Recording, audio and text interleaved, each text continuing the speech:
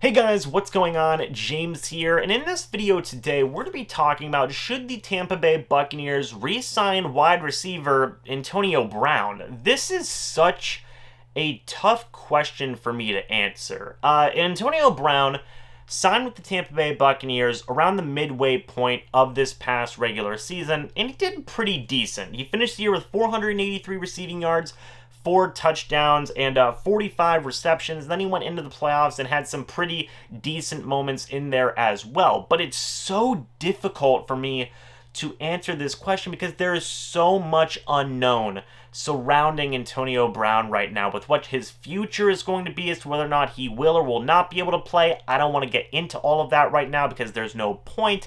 And just there's so many questions in terms of his future, in terms of money, in terms of so many different types of things. I don't know if it's going to be a scenario where the Buccaneers are going to have to choose between Chris Godwin and Antonio Brown. I really don't know, but I feel like if that were to be the case, I think the Buccaneers would probably lean more towards re-signing Chris Godwin, regardless if Tom Brady's saying, hey, I really want Antonio Brown back. Like I've said, you can't re-sign everybody, but I don't even know what kind of price tag to put on Antonio Brown, because when he's on, he's one of the better wide receivers in the entire NFL, but he doesn't have a ton of negotiating leverage to get a ton of money, not just from the Tampa Bay Buccaneers, but really from any team right now. For the Buccaneers, he's a luxury piece, right? He's not a necessity to be here right now. You could say a similar thing to Chris Godwin, but Chris Godwin, he's younger, he has more, potential and things along those lines, and also he has less questions surrounding him. In the case of Antonio Brown, again, there's so much going on. If he does go into the open market, what are teams going to do with him? I don't know. In the case of the Tampa Bay Buccaneers, you also have guys like Scotty Miller and Tyler Johnson who are looking to get opportunities, who can do some very good things, and they're still on very cheap deals. So there's so much going on. I just think the Tampa Bay Buccaneers won't re-sign Antonio Brown, at least right away.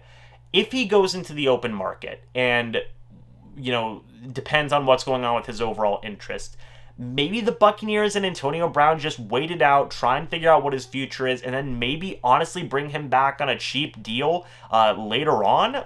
Reason for that is because Antonio Brown, he got his ring with Tom Brady. He got exactly what he wanted. He's 32 years old, so he's probably not going to retire, and the best place for him to be is probably Tampa Bay, at least whenever you consider the environment, people around him who are going to take care of him. I mean, Tom Brady, Bruce Arians, Mike Evans, Chris Godwin, among others. I mean, this is a strong environment for Antonio Brown to be in, and I just really don't know. You guys see what I mean? Like, give me your thoughts about this entire situation down in the comment section below, because there's so many questions about so many different types of things. But should they re-sign him?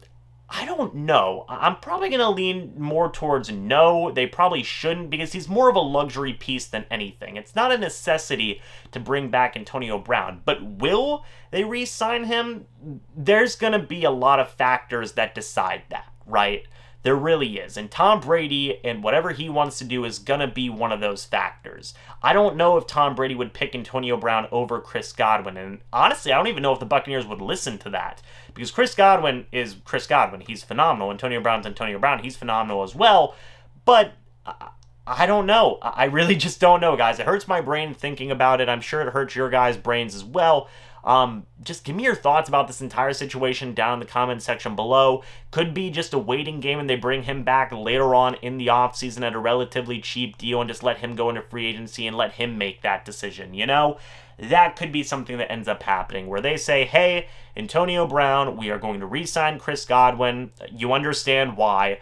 We're going to let you go into free agency, see what you want to do, and if you want to come back on a cheap deal and stay with Tom Brady and, try and get another ring, cool, we'll have you back, and then also wait on what his future is in terms of being able to play or not. So, yeah, guys, that's gonna be it for this video. I know it seemed kind of weird and scrambled, but that's exactly how I feel about this situation. There's so many questions involving Antonio Brown right now, and there's so much to this situation that I really can't even put, a quantifiable price tag on him, and really a timeline. But I think at the end of the day, he probably doesn't need to be re-signed by the Tampa Bay Buccaneers, and whether or not he will or will not, it's probably up to him more than anything. So, With that being said, guys, thank you so much for watching this video. Let me know your thoughts down in the comments section below about this entire Antonio Brown situation, whether or not he should or should not be re-signed.